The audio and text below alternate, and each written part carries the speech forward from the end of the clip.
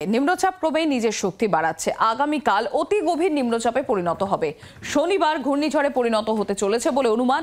শনিবার ভোটবঙ্গে বিক্ষিপ্ত বৃষ্টির আশঙ্কা। শনি ও রবিবার ভারী বৃষ্টির সতর্কতা রয়েছে উপকূলে। আগামীকাল থেকে মৎস্যজীবীদের সমুদ্রে যাওয়ায় নিষেধাজ্ঞা রয়েছে। আগামী 7 দিন বৃষ্টির পূর্বাভাস রয়েছে দক্ষিণবঙ্গে।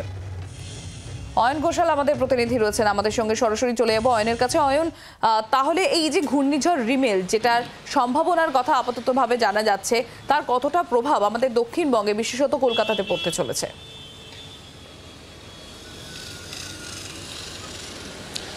ঘূর্ণিঝড়ের প্রত্যক্ষ প্রভাব না পড়লেও পরোক্ষভাবে যথেষ্ট প্রভাব পড়তে চলেছে গোটা দক্ষিণবঙ্গে, বিশেষ করে উপকূলের জেলা।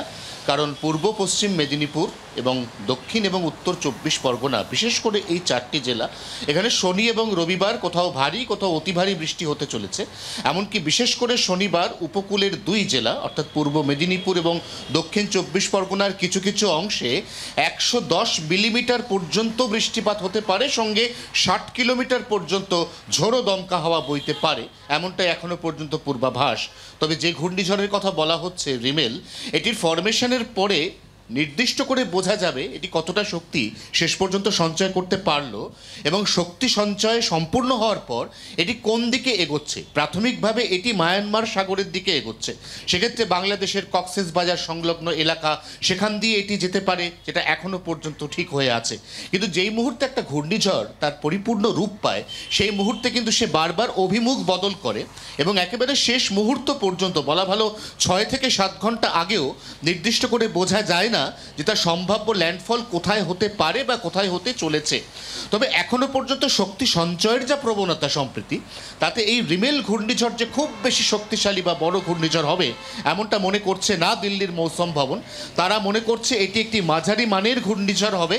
তার সবথেকে বড় কারণ হচ্ছে আন্দামান সাগরে দীর্ঘ সময় আস্তে আস্তে অগ্রসর হতে থাকা মৌসুমি বায়ু। যে মৌসুমি বায়ু থেকে যথেষ্ট জলীয় বাষ্প এই রিমেল টানতে এখনো পর্যন্ত পারেনি, উল্টে রিমেল সিস্টেম সেখান থেকে প্রচুর মৌসুমি বায়ু কিন্তু টেনে নেওয়া হয়েছে আন্দামান সাগরে। অর্থাৎ সব মিলিয়ে রিমেল শেষ পর্যন্ত কতটা শক্তিশালী হয়, কোথায় তার ল্যান্ডফল হয় এবং ল্যান্ডফলের সময় তার কতটা গতি বা শক্তি থাকে, সেদিকে নিবিড় পর্যবেক্ষণ রাখছে দিল্লির মৌসুম ভবন সম্প্রতি। অয়ন, তার পাশাপাশি আরও একটা বিষয় জানতে চাইবো, এই যে রিমেলের প্রভাবে বেশ কিছু আবহাওয়ার পরিবর্তনও আমরা দেখতে পাবো। তুমি যেটা বললে যে প্রত্যক্ষ না পড়লেও পরোক্ষভাবে এর প্রভাব পড়তে চলেছে দক্ষিণবঙ্গ সহ কলকাতা এবং উত্তরবঙ্গে এই রবিবার পর্যন্ত। তাহলে আবহাওয়ার গতি প্রকৃতি কি থাকছে?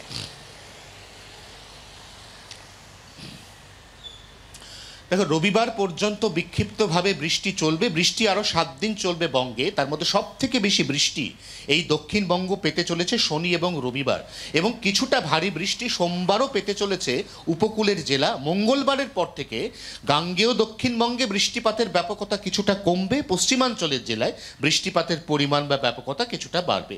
অর্থাৎ টানা বৃষ্টি, তার মধ্যে অতি ভারী বৃষ্টির সতর্কতা 2-1 জায়গায়, ভারী বৃষ্টির সতর্কতা বেশ কিছু জায়গায়, সব মিলিয়ে আগামী 7টা দিন বৃষ্টি দেখতে চলেছে দক্ষিণবঙ্গ।